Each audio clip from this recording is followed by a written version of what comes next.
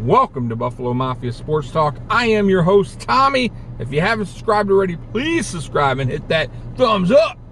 All right, y'all. So I'm going to talk about the Buffalo Bills steal of this draft. And that player is Marquez Stevenson. Listen, guys, I was not on board with drafting receiver in this draft. But now that I had time to actually think about it, look at the depth of the team as far as the roster goes for the receiver position, I love this pick. I love the pick too because, guys, we drafted him in the 6th round. So it wasn't like we drafted a receiver in the 2nd round, even 3rd round. This was a great pick late in the draft and a sneaky pick. Honestly, I feel like, wow, this guy should have went way earlier, in my opinion. So listen, guys, the roster, the Buffalo Bills roster right now, receiving-wise, we got Stephon Diggs. He's good to go, still young in this league. Cole Beasley, you guys, he's been around a little bit. Slot receiver, obviously, our slot receiver. Great production last year, but how many more seasons can Cole go, right? We need to start thinking about that position soon, okay? Then you got Emmanuel Sanders. You guys, he's on a 1-year deal. You know, he's been getting injured, you know, so will he even be on his team next season? Probably not. Gabe Davis, love Gabe Davis. The future is bright. Awesome. Isaiah Hodgins, I don't know anything about him. The team seems to love him. So I can't wait to see him in preseason for the preseason games to see what he can bring to this team. But right now, you know, the jury's still out on Hodgins, right? We only can hear what they say about him. So we'll find out. Then you got Isaiah McKenzie. He's on a 1-year deal. Will he even be on this team this year? It's very interesting. I like Isaiah McKenzie. I do. I actually hope he remains on this team. I think he provides very good value for this team, especially being in the offense now for a few seasons now, okay? And then you got the practice squad guys, right? So I didn't feel like at the time we needed to add a receiver because I felt like the receiving group we had too many right now in the room. But we got to look for the future as well, right? And we don't really have a speedster anymore, right? Emmanuel Sanders, he has speed, no doubt, but is it Emmanuel Sanders of, you know, 2015, right? 2016, 2017? It's not.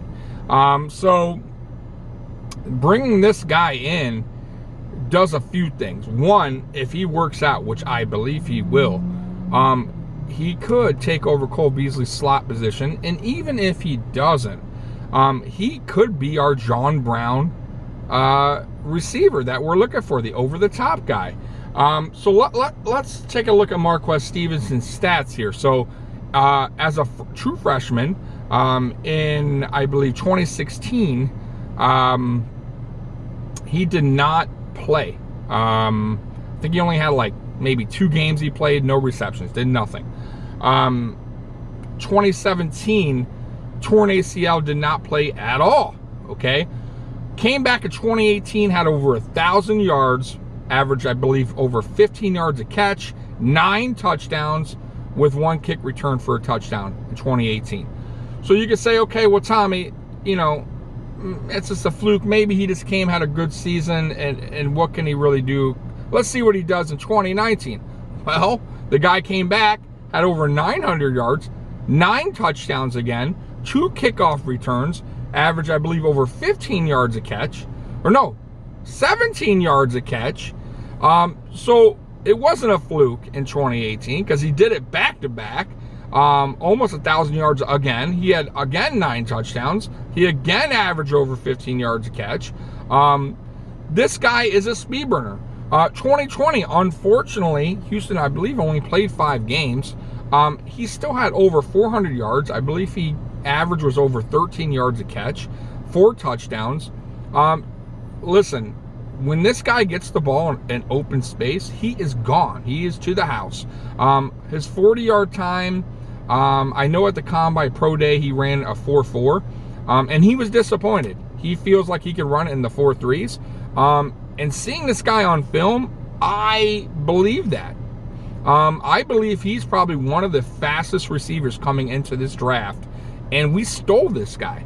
It's in the 6th round. We could put him in multiple positions. We can have him. We can use him as a kickoff return specialist. We can use him as a punt return specialist. Clearly, the guy can do returns. We can use him as an over-the-top guy. I just love the fact that we got this guy in the 6th round. I love the fact that Dable now has a weapon, a speedster that teams have to look at when he's on the field. So it's going to be a really interesting year. I want to see what Dable does with Marquez. And also, too, what I do like about the pick as well is Marquez actually is good friends with Trey White, and he actually was a roommate with Ed Oliver, I believe his freshman season, because Ed Oliver was, I believe, a junior or senior there or something like that. So they actually were roommates in Houston. So really, really cool. So I can tell you right away, these two guys are going to already tell him, hey, this is how Buffalo is. This is how McDermott is. This is how the room is. This is what they expect out of you. So awesome. So the guy's coming in. He's not coming in blindfolded, right? He knows what to expect. He knows what McDermott's about. Awesome. I just love it. I'm excited about this pick. I love our other picks. Don't get me wrong. The Giants are great. Okay? The Buffalo Giants. And that's fine. Rousseau, I absolutely love Rousseau's pick. That guy has big time upside.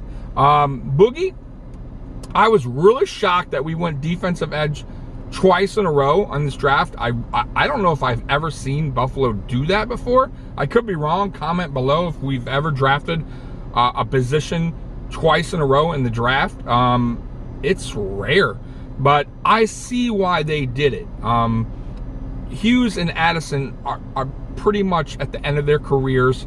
Who better not to coach these guys, give these guys leadership than Jerry Hughes and Addison for these young dudes to come in and fill their shoes when they move on from Buffalo, which could be next season, right? So these guys have huge upside, especially Rousseau. Long arms, big hands. I love that pick. A lot of Buffalo Bills fans were down on that pick. I loved it. Now, as you guys know by watching this video, I wanted Najee Harris. I really, really did. But hey, you guys, he got drafted before our spot was up. Bean was very, very, very smart in this draft. He was very patient. Believe me, the older GMs for Buffalo Bills, we would have traded up. We would have done something really stupid, like traded up to draft Najee at 10. You know what I mean? Like something dumb, give away a whole bunch of picks. That's the old Buffalo Bills. This is the new Buffalo Bills. This is the smartly ran Buffalo Bills. This is Brandon Beane saying, listen, I'm going to be patient. We're a good team already. There's no need to jump up the board. I like what we have already, so I'm not going to stress getting Najee or NTN. It's just not. I just feel like they were cool with Devin Singletary, cool with Breida, cool with Moss. They feel like they can do something moving forward with them still. And listen, guys, I'm a huge Singletary fan still. I said draft him in the 3rd round. I was all for it before they even drafted him. And I was going crazy when they did. I loved the pick because he is a really good football player. I just felt like last season with that offensive line, the run blocking was just awful. When Mongo came back, it did improve, but you guys, it wasn't all on Singletary. Yes, there was a few holes that he missed, for sure. No doubt. There's no doubt in my mind that he isn't, saying to himself after the season, hey, I could have done better. And trust me, this guy's going to bust his ass in the offseason to prove all these doubters wrong, that he belongs on this team, that he belongs in this league. So I expect a bounce back season from Singletary as long as the line improves. I'm hoping Bobby Johnson really gets on these linemen this season to run block better, because last year was atrocious, okay? But anyways, you guys, thanks for watching. Bills Mafia #1.